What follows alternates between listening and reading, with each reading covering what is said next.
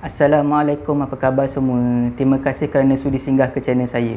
Pada video kali ini, saya akan ceritakan dua kisah seram. Satu kisah tentang seorang pelajar perempuan yang mengalami kejadian seram semasa tengah naik bas nak pulang ke kampung. Dan satu lagi adalah kisah misteri berkenaan satu kerusi yang disumpah.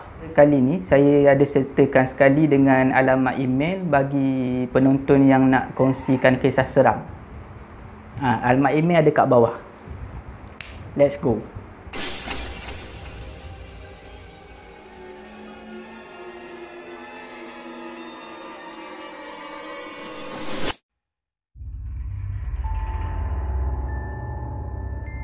Kisah seram pertama dialami oleh seorang pelajar IPT yang bernama Aminah.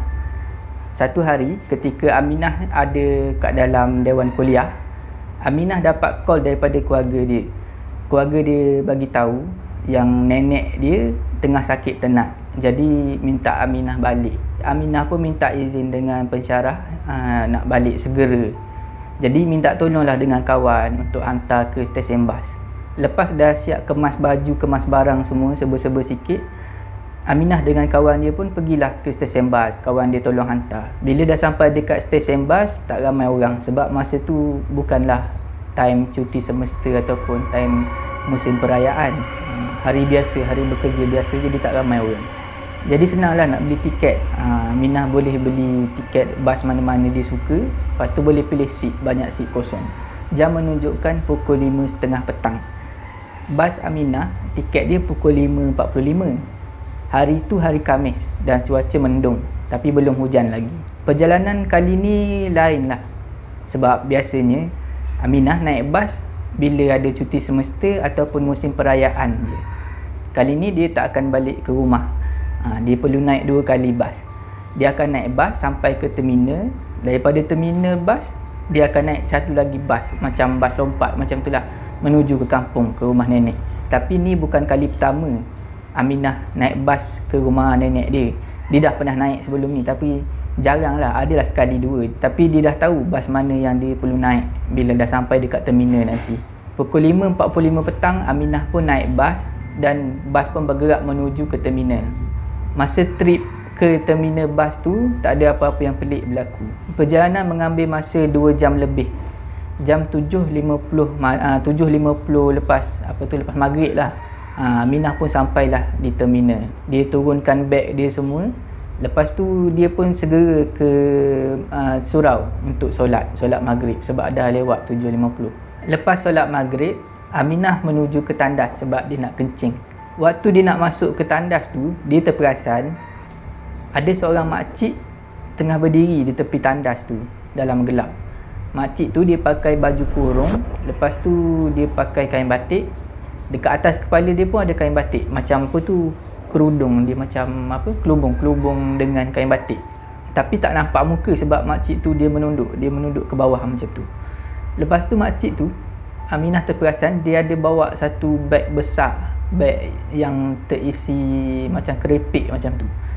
Macam bungkusan keripik banyak dalam tu. Tapi masa tu Aminah dia nak beli tapi macam tak sesuai masa sebab dia memang rasa betul-betul nak kencing masa tu. Jadi dia terus masuk ke dalam tandas. Bila dah siap kencing, Aminah pun keluar tandas. Dia cari makcik tu dah tak ada. Makcik yang berdiri dekat tepi tandas tadi dah tak ada. Aminah macam frust jugalah. Sebab dia memang nak beli keripik tu tadi. Lagi satu dia kesian tengok makcik tu tadi, nak tolong lah. Tapi nak buat macam mana kan, tadi dah dia tak tahan sangat nak kencing, dia terpaksa lah masuk tandas dulu. Tak apalah, tak ada rezeki dia lah. Aminah pun pergilah duduk di tempat menunggu bas sebab dia kena naik lagi satu bas macam bas lompat macam tu untuk menuju ke kampung.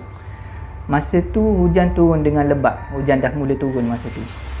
Dah 10 minit menunggu, bas tak sampai-sampai. Aminah dah risau dah, tak sedap hati campur dengan sedih lagi, teringatkan nenek dia. Lepas tu dalam hati Aminah pun berdoa lah, ya Allah mudahkanlah urusanku. Masa tu dekat terminal bas tu tak ramai orang. Yang ada pun penjaga tiket, Aminah, lepas tu adalah 2-3 orang lagi dekat terminal. Selain daripada tu ada juga satu pasangan tua yang sedang menunggu dekat-dekat dengan Aminah. Dalam keadaan hujan lebat tu, nampaklah bas datang daripada jauh menuju dekat tempat Aminah menunggu. Aminah pun tersenyum sebab dia nampak dia cam bas tu.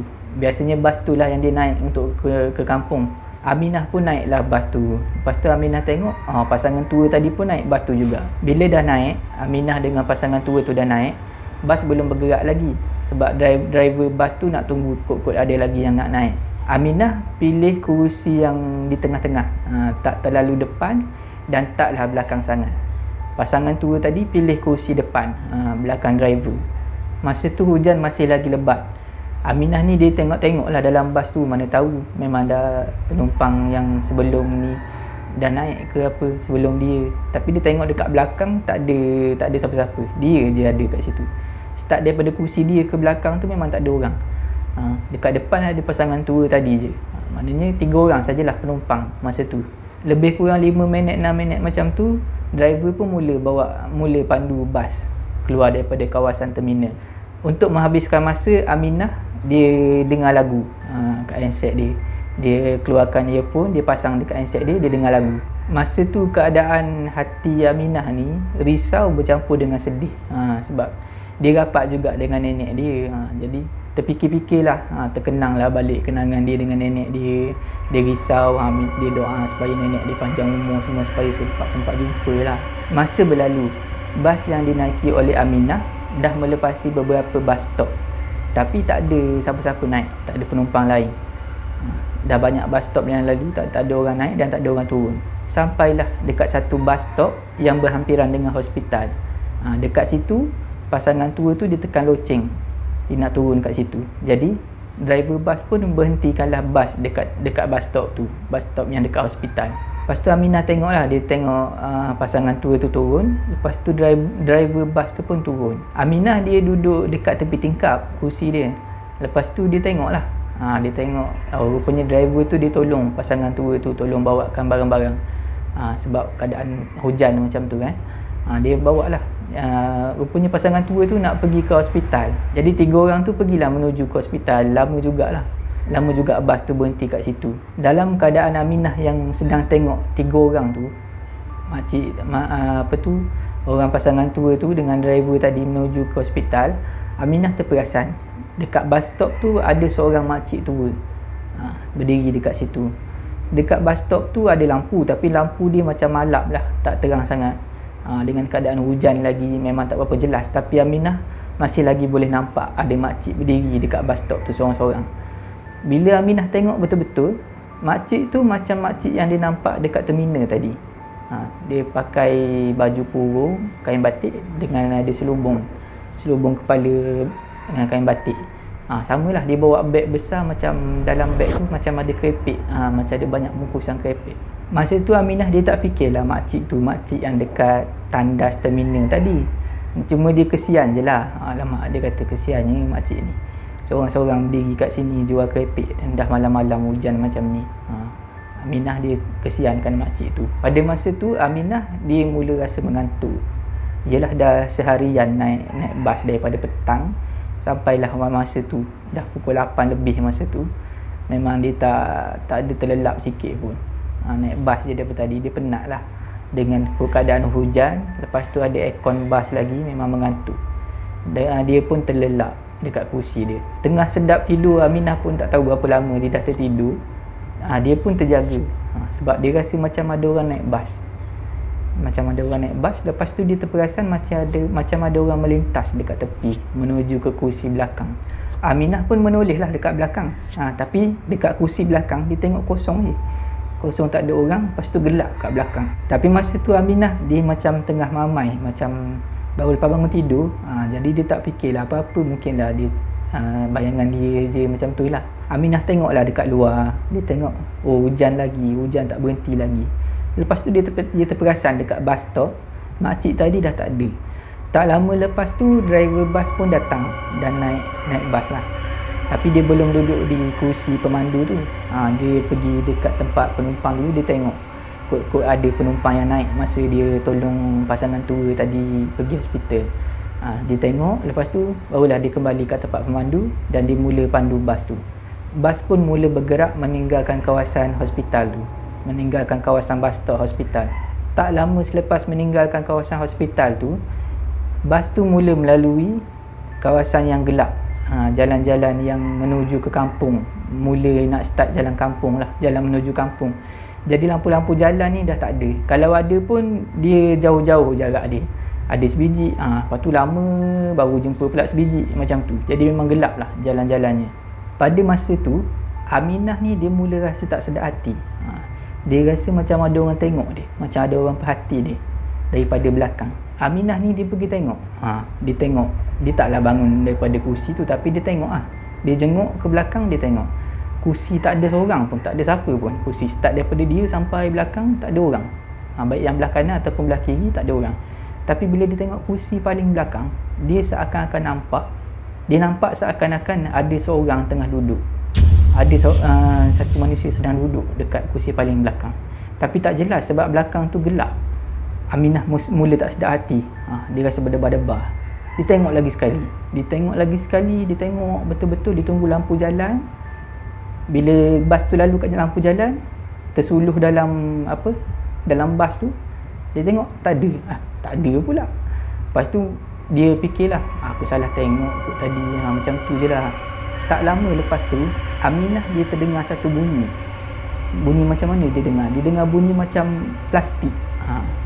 Kalau penonton pernah mestilah pernah kan, pegang krepek ke pegang bekas plastik, bungkusan plastik. Kalau kita pegang dia ada bunyi kan, bunyi plastik dia pegang. Dia macam tu lah dia dengar, tapi bunyi sekali je. Tapi dia terkejut lah, sebab dia memang dah dalam keadaan takut tadi. Aminah tengok lagi sekali ke belakang. Dia tengok, macam tadi dia nampak dekat kursi paling belakang kan, tapi yang ni dia nampak selang 2 kursi daripada belakang. Tapi dia nampak kali ni makcik macam dia nampak dekat tandas terminal dengan bus stop hospital tu. Dia nampak makcik tu, makcik yang pakai baju kurung, pakai tudung kain batik dengan kain batik. Dia pakai kain batik dengan selubung kepala kain batik, yang pegang beg krepek tadi. Tapi Aminah ni dia jenis berfikiran logik. Dia cakap, lah makcik ni ke daripada tadi? Dia fikir macam tu. Kalau saya dah fikir pelik dah macam masa tu. Tapi betul juga yang dia fikir tu. Boleh jadi tadi makcik tu dia tunduk ke, dia memang ada kat kursi tu. Tapi bila Aminah tengok ke belakang, mungkin dia tunduk ke apa, jadi tak nampak lah kan. Logik jugalah fikiran Aminah ni. Jadi Aminah pun disambunglah dengan lagu. Dia pasang balik earphone kat telinga, dia dengar lagu. Tengah syok dengar lagu, lebih kurang 5-10 minit macam tu, dia dengar macam ada orang berjalan. Macam ada orang berjalan nak pergi ke depan. Jadi dia ingat makcik tadilah nak pergi ke depan, nak menyembang dengan dia ke apa. Dia pun cabut lah. Dia cabut earphone. Dia dengar ada orang tanya, nak krepek tak? Jadi Aminah ni dengan selambanya, dengan senyumnya, dia ingatkan makcik tadilah. Dia memang nak beli daripada tadi pun krepek tu. Dia cakap nak. Lepas tu masa dia paling tu, tak ada siapa pun kat situ. Gelap aja. Dia seorang je kat situ. Masa tu dia dah gelabah. Dia bangun, dia tengok belakang. Tak nampak siapa-siapa pun. Dia tak nampak siapa-siapa, tapi dia rasa macam ada orang berdiri dekat dia, dekat sebelah dia tu. Boleh faham tak keadaan masa tu? Macam saya pun tak pernah kena keadaan macam tu, tapi boleh bayang lah macam mana. Orang tak ada, tapi kita rasa macam ada orang berdiri dekat kita. Jadi Aminah ni, dia ambil beg-beg dia semua, dia pergi dekat driver tu. Kursi paling depan sekali dekat driver. Dekat sebelah driver tu ada kursi kecil dekat dengan pintu. Dia duduk kat situ lah. Driver tu pun terkejut juga. Dia tanyalah Aminah ni, "Aik, kau dah kenapa dik?" Lepas tu Aminah ni cover lah. Dia cakap, tak ada apalah, boring lah duduk belakang tu seorang, dia cakap. Lepas tu pun driver tu pun macam tergelak sinis lah. Macam, dia cakap, ke ada orang offer krepek, ke ada orang bagi krepek? Dia tanya. Lepas tu Aminah ni terkejut lah. Terkejut campur dengan pelik lah. Lepas tu Aminah tanyalah driver tu, "Aik, macam mana abang tahu?" Lepas tu driver tu cakap dengan selambanya, dia cakap, "Alah, abang bawa bas ni bukan baru hari ni," dia cakap. "Lama dah abang buat, bertahun-tahun dah lalu jalan ni. Biasalah tu, dia minat awak lah tu," dia cakap. "Adik jangan fikirlah, tak ada apa, dia nak bergurau je tu." Driver tu cakap macam tu. Jadi Aminah ni pun legalah sikit, macam boleh bersembang macam tu kan. Tak adalah seram macam tadi. Tapi tak habis dekat situ ceritanya. Bila dah sampai dekat bus stop kampung, masa Aminah turun tu dengan beg-beg dia semua, bila bas nak gerak, Aminah ternampak dekat kursi yang dia duduk tadi, dekat tengah-tengah bas tu, dia nampak makcik tu ada. Tapi makcik tu tak pandang keluar, makcik tu tunduk. Dia nampaklah kain batik dekat kepala makcik tu. Itulah kali terakhir dia tengok makcik tu. Kisah kedua adalah mengenai sebuah kerusi yang telah disumpah. Kejadian ni berlaku dekat England. Dekat England ada sebuah museum. Museum tu dia pamerkan barang-barang lama, barang-barang klasik. Dalam banyak-banyak barang, ada satu kerusi kayu ni yang digantung dekat dinding. Kerusi tu memang jadi tumpuan lah. Kalau orang datang melawat nak tengok, memang ramai tengok kerusi tu. Tujuan kerusi tu digantung adalah bagi nak elakkan para pengunjung museum daripada duduk atas kerusi tu. Jadi sebab apa sebenarnya kerusi tu digantung? Kalau tengok kerusi tu macam kerusi biasa je, kerusi kayu biasa je. Tapi sebenarnya kerusi tu dia ada sejarah silam yang agak menakutkan juga. Kerusi tu dikatakan telah disumpah, dan orang siapa-siapa yang duduk dekat kerusi tu akan segera bertemu dengan kematian. Kisah sumpahan kerusi tu bermula apabila seorang pembunuh, nama dia Thomas, duduk dekat kerusi tu. Thomas adalah seorang penjenayah yang ditangkap kerana kes bunuh. Thomas ni dulu dia ada salah faham lah dengan ayah mentua dia. Dia ada salah faham, lepas tu dia bergaduh sampai tahap bertikam-tikam, sampai tahap membunuh lah. Dia bunuh pak mentua dia tu. Jadi Thomas pun ditangkap dan dikenakan hukuman mati kerana membunuh.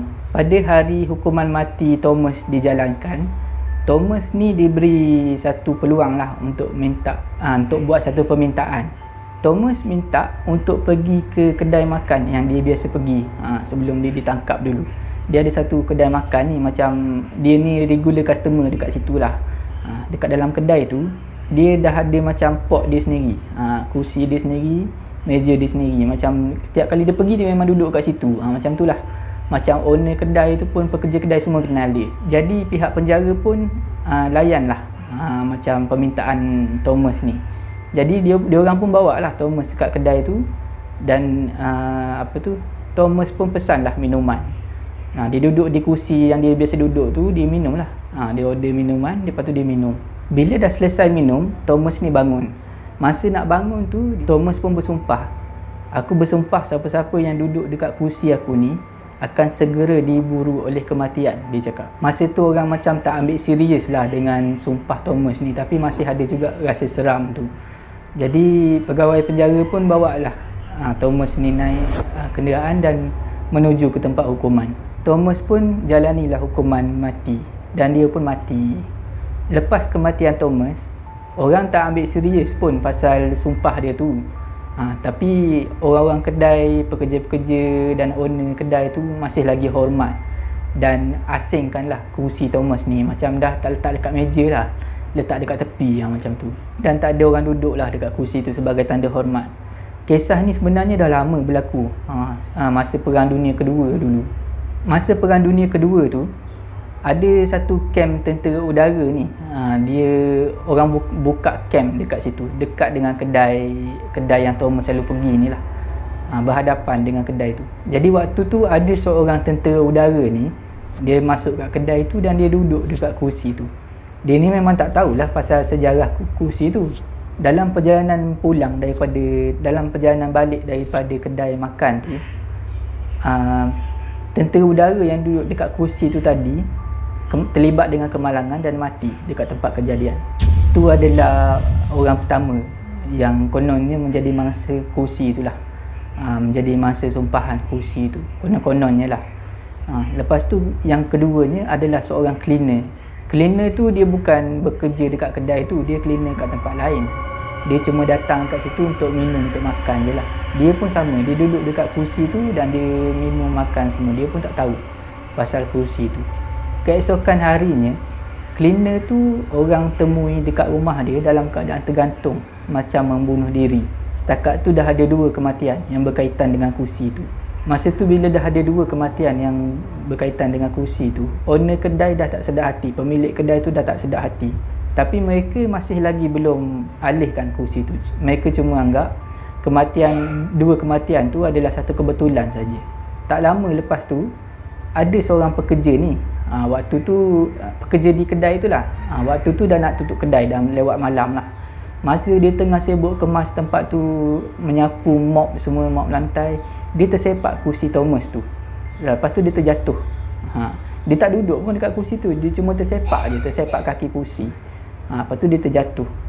Tak lama lepas tu, pekerja yang tersepak kursi Thomas tu, dia mati akibat barah otak. Lepas saja kematian pekerja dia tu, pemilik kedai tu jadi takut, ketakutan yang teramat lah. Dia seakan-akan macam tak nak ada kena-mengena dah dengan kedai tu. Mungkin dia rasa bersalah, boleh jadi juga.